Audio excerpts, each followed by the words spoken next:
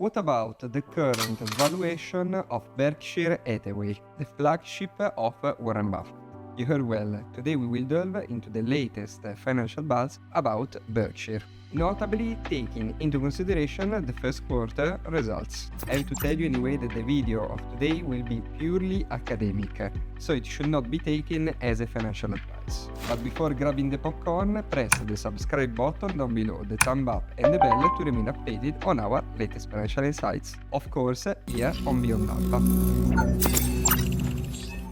To start our journey, we will take into consideration Morningstar, which is one of the main data providers out there, notably even a look in their investment take after Berkshire report, digging deeper about the future outlook of the company. We all know that the CEO of Berkshire Hathaway is Warren Buffett, and his name is already a guarantee of success, as well as outstanding investment returns, even if we all know him better for his love for cherry coke. Berkshire Hathaway on May 4 released its first quarter results. So there are three options for us to appraise whether the company is a buy, is a sell, or just hanging out in fair value land. Let's start saying that during the period Berkshire reported outstanding net profit results, totaling $11.2 billion, 39% higher than the first quarter the previous year, which is absolutely photonic. Just to reason in terms of earning per share, let's say that for the Class A stocks, earning per share from operation reached $7,800, excluding investment gains, which surpass consensus estimates for $6,700. So these numbers blow my mind, literally, demonstrating a year-on-year increase by 40%, as we said. On top of that, Berkshire is sitting now on a pile of cash of more than 180 billions that stand at historical heights, as we can understand from the comment of Warren himself. This year annual report got the glitz and glam of the previous ones, but with a twist. Charlie Munger quick quit was sorely missed. Even if it was an abstract entity, to me it was a positive driver of change and self-improvement. So, thanks Charlie. Let's move on. With Warren Buffett, Ajit Jain and Greg Abel, this year meeting was all about getting the latest scoop on Berkshire operation, investments and succession planning.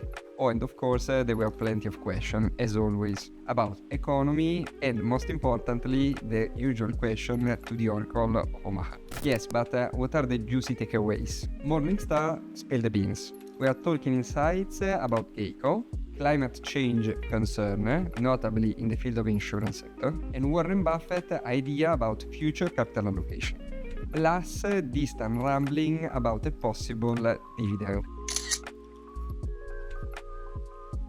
Morningstar, at this point, got some metric to spill the tea. According to them, Berkshire has a fair value of $640,000 per share of the Class A share, just to be precise, equaling to 427 for the Class B share, that is for the common people. Plus, they receive a 4-star rating and wide economic moat, the moat filled with cash. But hold on for a second, there is more. With limited uncertainty ahead, they recognize Berkshire stock as undervalued compared to the long-term estimates.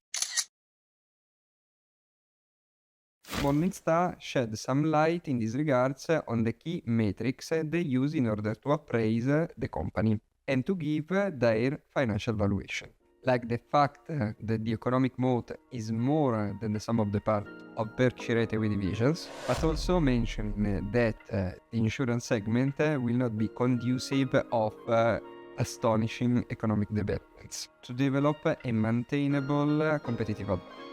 It should also be considered that the strong position of cash at the end of Berkshire is one of the main components of financial stability of the company itself, generating almost 170 billion in free cash flow.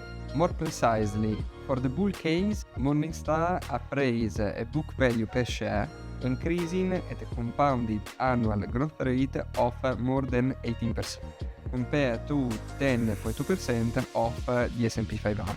Plus, Berkshire stock performance has been robust, generally, increasing at about 19% per year between 2019 and 2022, compared to roughly 15% of the S&P 500.